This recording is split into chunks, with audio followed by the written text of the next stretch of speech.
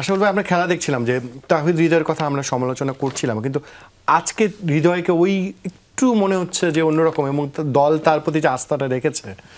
না দেখেন তহিদ, এইটাই আমাদের একটা প্রবলেম যে একটা ব্যাটসম্যানের খারাপ সময় আসলে আমরা খুব তাড়াতাড়ি রোটেট করতে বলি আর কি। তো এইটাই কাজ, যারা ম্যানেজমেন্টে আছেন ওনাদের কাজটাই কিন্তু এইটা, যে মানুষ যেটাই বলবে ওনারা ওই কাজটা করবেন না। মানুষের কথা মতন যদি চলে তাহলে তো টিম রেজাল্ট করবে না।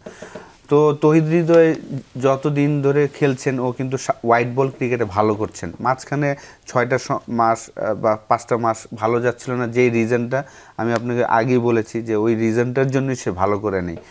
তো এখন আজকে প্রথম ম্যাচও দেখেন 35 নট আউট ছিল, ওইটা নিয়েও আমরা সবাই সমালোচনা করছিলাম যে ওর ইন্টেন্ট ছিল না, কিন্তু সিচুয়েশন ডিমান্ড করে না, আমাদের ম্যাচ জিতা নিয়ে কাজ।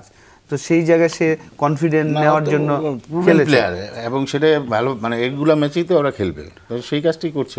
তো এখন পর্যন্ত সোফার এই ম্যাচটা যদি সে ফিনিশ করে আসে তার কনফিডেন্স বাড়বে, জনগণের কনফিডেন্স বাড়বে, এবং তাকে যে সাপোর্টটা করা হচ্ছে সেই সাপোর্টটাকেই কিন্তু সে মূল্যায়ন করছে। তো আমি আশা করব যে এখন পর্যন্ত ম্যাচ কিন্তু আমাদের আরেকটা ওভার খুব ইম্পর্টেন্ট হাসানাঙ্গার, ওই ওভার বলছিলেন যে এই ওভারটাতে যদি আমরা কেয়ারফুলি খেলি, সাইফ যে শটটা খেলেছেন একদম রং টাইমে রং শট। আপনাকে এখানে হিরো হওয়ার কোনো প্রয়োজন নাই যে তাকে 6 মেরে, জাস্ট ওই বলটা সার্ভাইভ করেন, 1 রান নেন।